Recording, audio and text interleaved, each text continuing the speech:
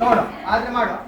ಈಗ ಒಂದು ಪ್ರಶ್ನೆ, ಇದೊಂದು ಚಾರ್ಟ್ ಇದೆ. ಇದು ವೇದ ವೇದ ಉಪನಿಷತ್ತಲ್ಲಿದ್ದಂತ ಒಂದು ಚಾರ್ಟ್. ಇದನ್ನು ಎಲ್ಲ ಸ್ಥಿತಿ ಮಾಡಿಕೊಂಡು ನಾನು ನನಗೆ ದೇವರೆಲ್ಲ ನಂಬರ್ ಎಲ್ಲ ಕನಸಲ್ಲಿ ಬಂದು ಹೇಳಿ ನನಗೆ ಎಲ್ಲ ಹಾಗೆ ಎಲ್ಲ ಆಗಿ ನಂಬರ್ ಹೀಗೆಲ್ಲ ಮಾಡುವಾಗ ನಂಬರ್ ಬಂದದ್ದು. ಈ ನಂಬರ್ ಉಂಟಲ್ಲ ಬಹಳಷ್ಟು ನಿಮ್ಮ ಮನಸ್ಸಲ್ಲಿ ನಾನು ಹೇಳ್ತೇನೆ. ಡೇಟ್ ಆಫ್ ಬರ್ತ್ ಉಂಟಲ್ಲ ಹೇಳ್ಬೇಡಿ, ಅವ್ರಿಗೊಂದು ಹೇಳ್ಬೇಡಿ. ಯಾಕಂದ್ರೆ ಅದು ನನಗೆ ಡುಮ್ಮಿ ಅಂತ ಹೇಳ್ಬೋದು. ಯಾಕಂದ್ರೆ ನಾವು ಯಾವ ಕ್ವಶನ್ ಮಾಡೋದು ಅವ್ರು ಡೇಟ್ ಹೇಳಿ ನನಗೆ ಹೇಳ್ಬೇಡಿ, ನಾನು ಹೇಳ್ತೇನೆ ಕುಡಿ ಆಯ್ತಾ.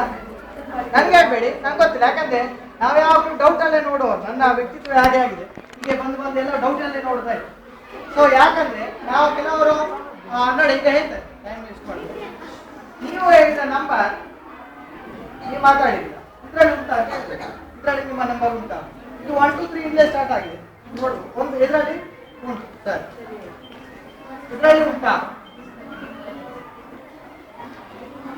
ಇದರಲ್ಲಿ ಉಂಟಾ?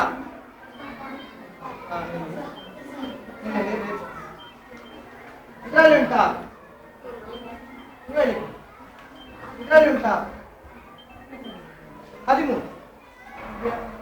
13 ನನಗೆ ಸಾಕ್ಷಿ ಇದೆ. 13 ಕೇಳಿ ಮೇಡಮ್, ಅಲ್ಲಿ ಸರಿಯಾದ. ನಾನು ಏನು ನೋಡಿಲ್ಲ, ನಾಲಿಗೆ ನೋಡ್ಕೊಳ್ತಾ ಹೋಗೋದು.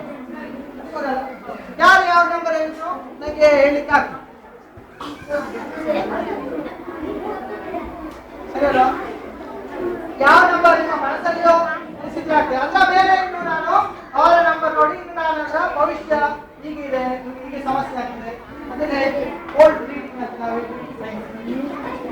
ಈಗ ಅವರಲ್ಲಿ ನನಗೆ ಸಾಕ್ಷಿ ಇದೆ ಹೇಳ್ಬೇಕು ಆಯ್ತಾ? ಹೇಳಿದ್ರಾ ಸರ್? ನೋಡ್ಕೊಳ್ಳಿ ಇದರಲ್ಲಿ ಒಂದು ನಂಬರ್, ಆ ನಂಬರ್ ನಿಮ್ಮ ನಂಬರ್ ಇದೆ ಹೇಳ್ತಾರೆ ಉಂಟಾ? ಅಲ್ಲ ಅವ್ರು ಹೇಳ್ತಾರೆ ಉಂಟಲ್ಲ ಇದರಲ್ಲಿ ಉಂಟಾ?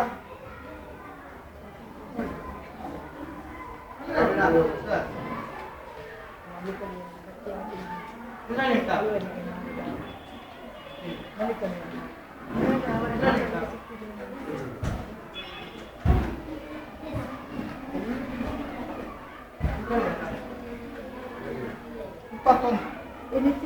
ಸರಿಯಾ?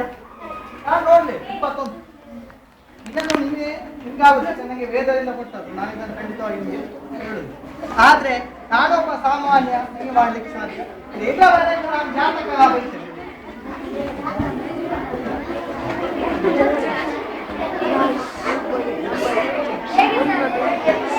ಅಲ್ಲ ನಾನು ನೋಡಿ ಇಷ್ಟೆಲ್ಲ ಹೇಳ್ತೇನೆ, ಕೆಲವೊಂದು ಬಿಟ್ಟು ಬಿಡ್ತೇನೆ. ಯಾಕಂದ್ರೆ ನಾನು ಬಾಯಿಗೆ ಹಾಕಿದ್ರೆ ಖಾಲಿ ಮ್ಯಾಜಿಕ್ ಅಂತ. ನೀವು ಪ್ರಶ್ನೆ ಮಾಡಬೇಕು, ಆಲೋಚನೆ ಮಾಡಿ ಹೇಗಾಗ್ಬೋದು ಹೇಗಾಗ್ಬೋದು ಅಂತ. ಆಗ ಸರಿ ನಂಬರ್ ಸರಿ ಮಾಡ್ಬೋದು, ಬನ್ನಿ ಮಾಡ್ಬೋದು. ಎಲ್ಲಿ ಆ ಚರ್ಚೆ ಮಾಡಿ ಮಾಡ್ಬೋದು, ಪ್ರಯತ್ನ ಮಾಡಿ. ಓಕೆನಾ? ಈಗ ಭವಿಷ್ಯ ಜಾತಕ ಹೇಗೆ ನೋಡ್ತಾರ ಒಂದೇ ನಾನು ನಿಮ್ಮಲ್ಲಿ ಕೊಡೋದು. ದಯವಿಟ್ಟು ನಿಮಗೆ ಈಗ ರಜೆ ಉಂಟಲ್ಲ, ಒಂದು ಪ್ರಾಕ್ಟೀಸ್ ಮಾಡಿ. ಜ್ಯೋತಿಷ್ಯ ಅನ್ನೋದು ಆಯ್ತಾ? ನಿಮ್ಮ ಕೈ ನೋಡಿ, ಕಣ್ಣು ನೋಡಿ, ಮುಖ ನೋಡಿ ಎಲ್ಲ ಹೇಳ್ತಾರಲ್ಲ, ಅದು ಹೇಗೆ ನೋಡ್ತಾರ. ಈಗ ಒಂದು ನಿಮಗೆ ಪ್ರಾಕ್ಟೀಸ್ ಮನೆಯಲ್ಲಿ ಮಾಡಿ.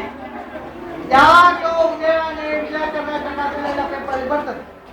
ನಿಮ್ಮದು ರಾಶಿ ಉಂಟಲ್ಲ, ವೃಶ್ಚಿಕ ರಾಶಿ, ಅದು ರಾಶಿ ಅಂತ ಡೈಲಿ ತನಕ ಕಟ್ ಮಾಡಿಡಿ. ಈ ಕಡೆ ಉದಯವಾಣಿದು ಒಂದು ವಾರ ಅಂಟಿಸಿ, ಈ ಕಡೆ ವಿಜಯ ಕರ್ನಾಟಕದ ಒಂದು ವಾರ ಅಂಟಿಸಿ, ಆ ಕಡೆ ಕನ್ನಡ ಪ್ರಭಾವಿ ಬಂದದ್ದು ಅಂಟಿಸಿ. ಒಂದು ವಾರ ಕಂಟಿನ್ಯೂಸ್ ಮಾಡಿ, ನಂತರ ಟ್ಯಾಲಿ ಮಾಡಿ. ಸೋಮವಾರ ವೃಶ್ಚಿಕದಲ್ಲಿ ಏನು ಹೇಳಿದೆ, ಅದು ಉದಯವಾಣಿಯಲ್ಲಿ. ವಿಜಯ ಕರ್ನಾಟಕ ಏನು ಹೇಳಿದೆ, ಅದರಲ್ಲಿ ಕನ್ನಡ ಪ್ರಭಾವ ಇದೆ. ನೋಡಿ, ಜ್ಯೋತಿಷ್ಶಾಸ್ತ್ರ ಆಗಿರೋದು ಭಾರತದಲ್ಲಿ ಒಂದೇ, ಆದ್ರೆ 3ರಲ್ಲಿ 3 ಟೈಪ್ ಇರ್ತದೆ. ಒಬ್ಬರಲ್ಲಿ ನಿಮಗೆ ಆಪತ್ತಿದ್ರೆ ನಿಮಗೆ ಬಹಳ ಒಳ್ಳೆಯದಿಲ್ಲ ಅಂತ ಇರ್ತದೆ. ಇನ್ನೊಂದರಲ್ಲಿ ನಿಮಗೆ ಬಹಳಷ್ಟು ಗಂಭೀರ ಕಾಯಿಲೆಗಳು ಬರ್ಬೋದು. ಜ್ಯೋತಿಷ್ಯ ಒಂದೇ, 3ರಲ್ಲಿ 3 ಟೈಪ್ ಆಗ್ತದೆ. ಇದು ರಜೆ ಅಲ್ಲ, ಪ್ರಾಕ್ಟೀಸ್ ಮಾಡಿ ನೋಡಿ. ಇದರಲ್ಲಿ ನಮ್ಗೆ ಗೊತ್ತಾಗ್ತದೆ ಏನ್ ಜ್ಯೋತಿಷ್ಯ. ಒಂದು ಅಲ್ಲಿ ತಮಿಳುನಾಡಲ್ಲಿ ಯಾರೊಂದು ವ್ಯಕ್ತಿ ಹೇಳಿದ ಘಟನೆ ಇದೆ.